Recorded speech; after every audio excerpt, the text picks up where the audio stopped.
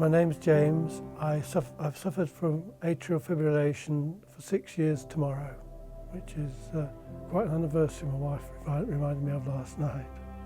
We were laying in bed watching TV. I leant over him to pick the remote up, and I just put my head on his chest, and I said to him, "God, your heart's all over the place."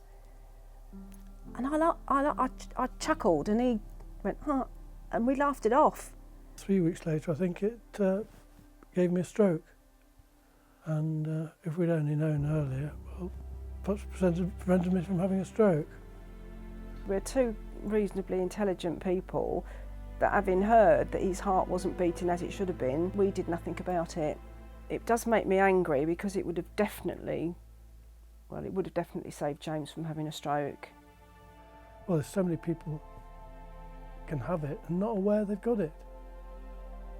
I'd never heard of AF. Don't ever be frightened to be in front of a doctor or a consultant when they say, what does that mean? Can you explain that again for me? Or can you write that down for me? Or just give me a link to that so I can go home in my time and Google it and read it and digest it as I need to. Yeah, never be frightened to ask. I wasn't. And through a newspaper, I heard about the Atrial Fibrillation Association and got in contact with them, and they're a complete mine of information, and without them and what they did for us, James would definitely, I'm absolutely convinced, he wouldn't have made the recovery that he's made. Knowing Jenny's there and done so much for me, I mean, it brings tears to my eyes to know what she's done. The responsibility on Jenny was far more than the responsibility was on me. I think it is a stressful journey for any couple to go on. In the early days after his stroke, it was an unimaginable strain. You've got to be so strong and so tunnel visioned. You don't have time for yourself. You don't have time to have your little mini breakdown. I didn't do that, and I think that was a mistake. It's no good sitting back and self-pitying yourself because you've got a condition. You've got to think about the predicament that your condition has put the whole family in, and you've got to have sympathy and support for the people looking after you.